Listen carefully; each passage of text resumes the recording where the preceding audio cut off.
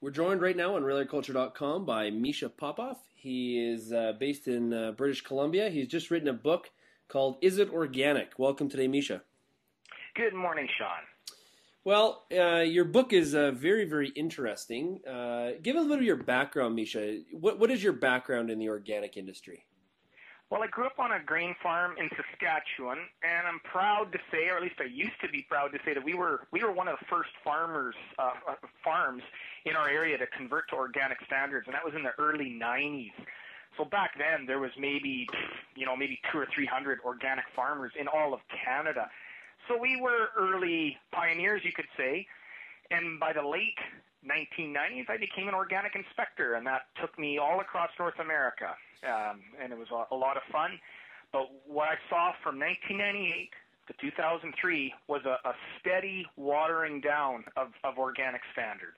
So is that the case because organic food became more popular and so more people were jumping in the market? Or, why is organic food not necessarily organic?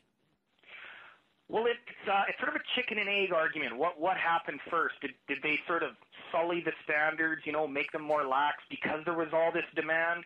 Or is all the demand there because it's so easy to feed the demand?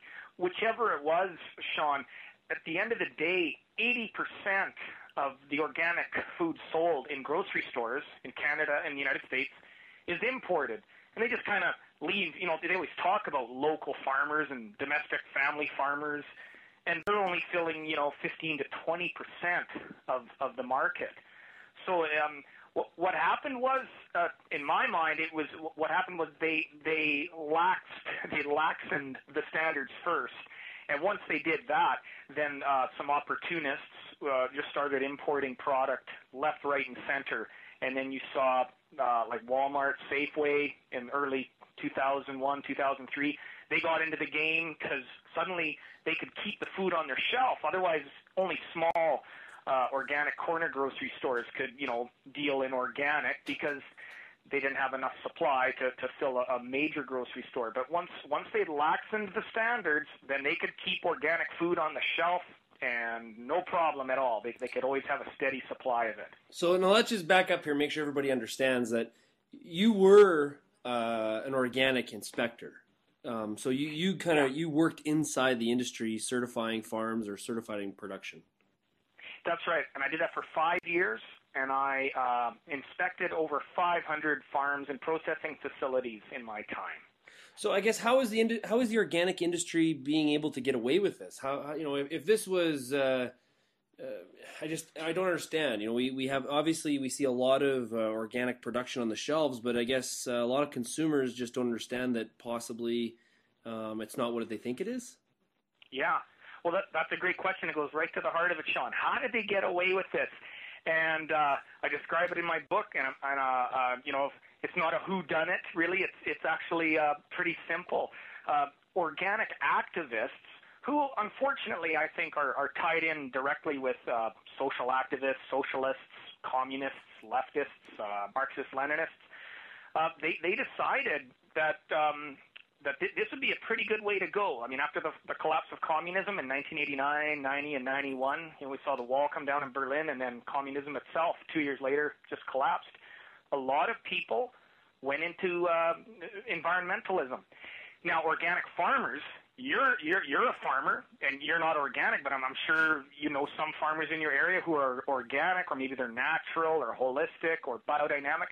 And I think you'd probably agree, Sean, that on the whole, farmers, whatever stripe they are a pretty small C conservative bunch. They're not into this whole global, planet Gaia thing, save Mother Earth. I mean, they want to manage their land just like their parents and grandparents and great-grandparents did. And if they don't, two things will happen. First, they'll go broke, and second, there won't be any land to leave to their kids. So farmers didn't need anyone in the city to tell them, here's how you should be sustainable. Here's how you're green. We've been green for almost a century and a half in the prairies of this great country. So farmers, they sort of got taken along for the ride, organic farmers. Now, so if you're a small family farm like my family was, and you saw the writing on the wall, the farmers in your area were growing and swallowing up the little guys, and if you wanted to stay in farming, well, you look pretty seriously at going organic. And at the start, it actually meant something. It was a serious process. And now you just fill out forms, quite literally, Sean. All you do is fill out forms and pay the fees, and then you'll be certified as organic. And a few farmers across Canada, they go through this process. There's about 4,500 of them, which is a drop in the bucket. In the United States, there's about maybe 25,000 organic farmers. Again, just a drop in the bucket.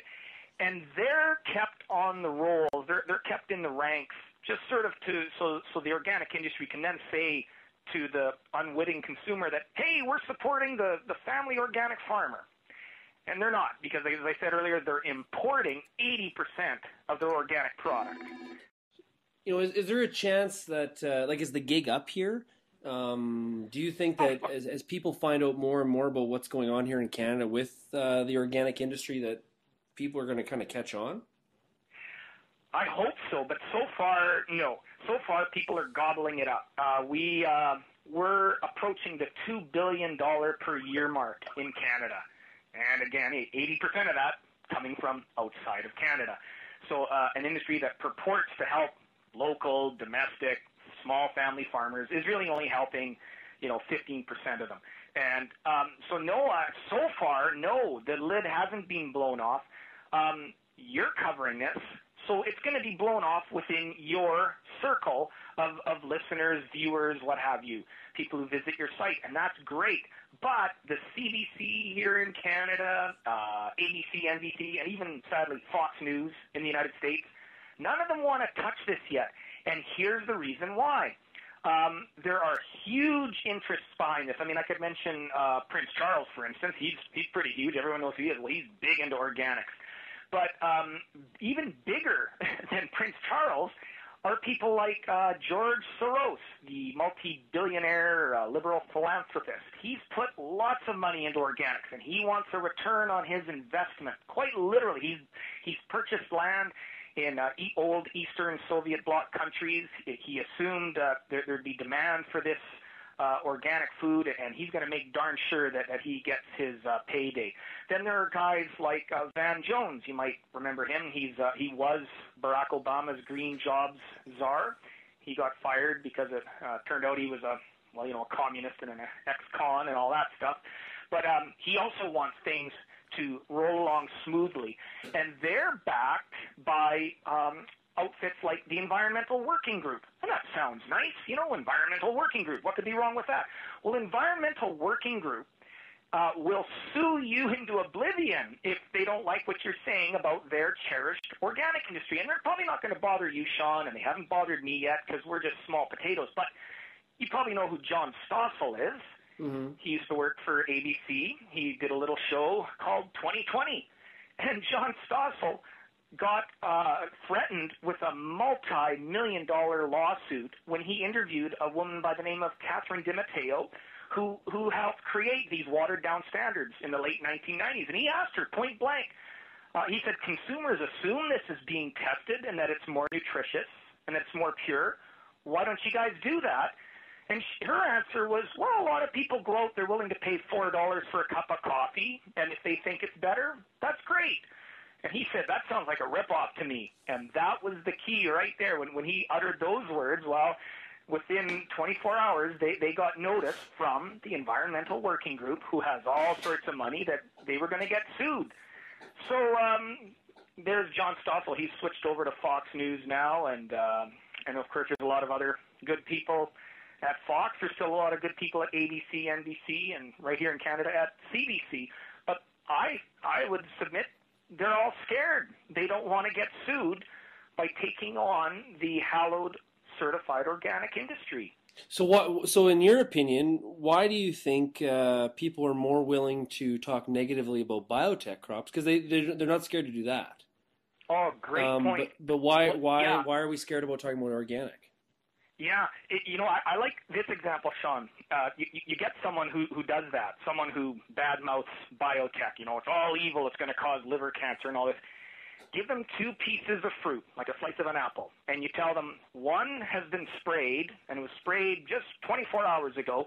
The other one is biotech, but is guaranteed has never been sprayed from the day the seed was planted in the ground.